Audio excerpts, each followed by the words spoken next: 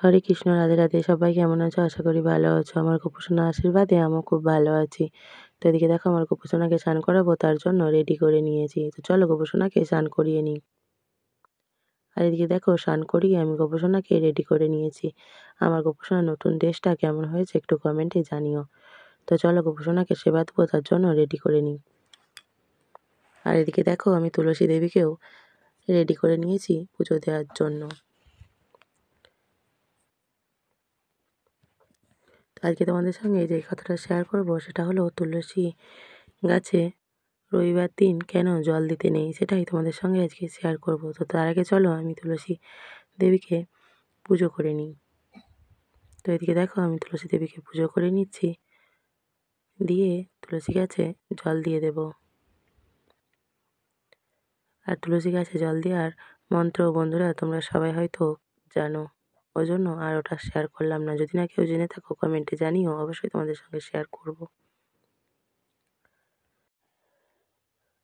তো এদিকে দেখো আমার জল দেওয়া হয়ে গেছে। আর এদিকে আমার গোপুসোনাকেও রেডি করার মানে ভোগ দেবো বলে সব কিছু রেডি করে নিয়েছি। দেখো, তো আমার গোপুসোনাকে আরতিটা সেরে নিই। তোমার তো সবাই জানো আমার গোপুসোনা সামনে গড়ায় খাবার থাকলে একদম বেশিক্ষণ ওয়েট করতে পারে না, তার জন্য গোপুসোনাকে সেবাটাকে করে নিই। আর এদিকে আমি তুলসী দেবীকেও আরতি করে নেব। তো বন্ধুরা, যেটা তোমাদেরকে বলছিলাম রবিবার দিন কেন তুলসী গাছে জল দিতে নেই। আমরা তো সব দিন তুলসী গাছে স্নান করে সকালবেলায় জল দিই, কিন্তু রবিবার দিন ভুল করেও তুলসী গাছে জল দিও না, তাহলে তুলসী দেবী রুষ্ট হন। কারণ তুলসী গাছে রবিবার দিন জল দিলে তুলসী দেবী রুষ্ট হন এই কারণেই যে তুলসী দেবী সেদিন নির্জলা উপোস থাকে। পৌরাণিক অনুসারে তুলসী দেবী শঙ্খচূড় নামে এক অসুরকে বিবাহ করেছিলেন। আর শঙ্খচূড় নামে অসুরকে তুলসী দেবী খুবই ভালোবাসতেন। কিন্তু ভগবান শ্রীকৃষ্ণ শঙ্খচূড় নামক অসুরকে ছলনা করে বধ করেছিলেন। পরে তুলসী দেবী জানতে পারায় ভগবান শ্রীকৃষ্ণকে অভিশাপ দিয়েছিলেন পাথর হয়ে যাওয়ার। এই ঘটনাটি ঘটেছিল রবিবার দিন, তাই তুলসী দেবী নির্জলা উপোস থাকেন।